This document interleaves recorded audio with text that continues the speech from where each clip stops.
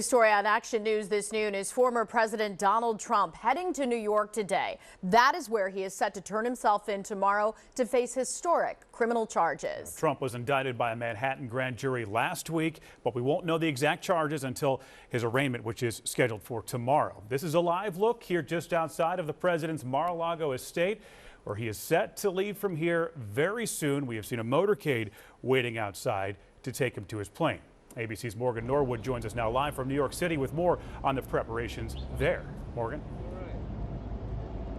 Yeah, John, Sarah, this is one of the busiest courthouses in the nation. And for the most part today, it has been business as usual. But all of that will change tomorrow. The area surrounding the courthouse will look a lot different, swarming with Secret Service and police officers as former President Donald Trump prepares to make that historic arraignment on criminal charges.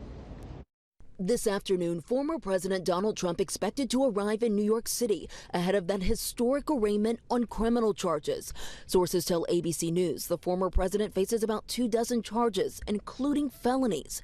A grand jury voted to indict him after the previous and current Manhattan District Attorney's offices investigated how Trump accounted for $130,000 in hush money payments to porn actress Stormy Daniels. Trump is expected to head to New York State Supreme Court from his Fifth Avenue apartment. His movements coordinated by the Secret Service and NYPD. We're told Trump will not be handcuffed, and to reduce foot traffic in the area, there will be no other court cases on the 15th floor where Trump will be arraigned. His attorney says the former president plans to plead not guilty. He's gearing up for a battle. This is something that obviously we believe is a political persecution, and he's someone who's going to be ready for this fight. We're ready for this fight, and I look forward to moving this thing along as quickly as possible to exonerate him. Trump denies any wrongdoing. After blasting DA Alvin Bragg, Trump now turning his focus to the presiding judge, Juan Merchan. Merchan also oversaw the Manhattan DA's case last year against the Trump Organization, where a jury found the company guilty of tax fraud. Trump claims Merchan hates him and railroaded the company's chief financial officer into pleading guilty.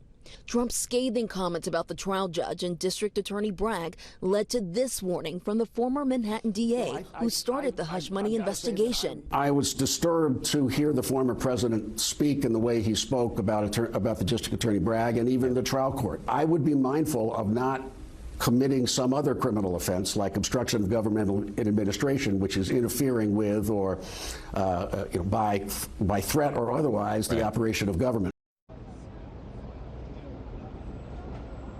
And Trump's hostile rhetoric about the judge, the prosecutor, even the case itself has police here in the city on high alert. And again, come tomorrow, this area going to be swarming with police, and across the city, more than 30,000 officers on alert for potential protest. Live from Lower Manhattan, New York, I'm Morgan Norwood.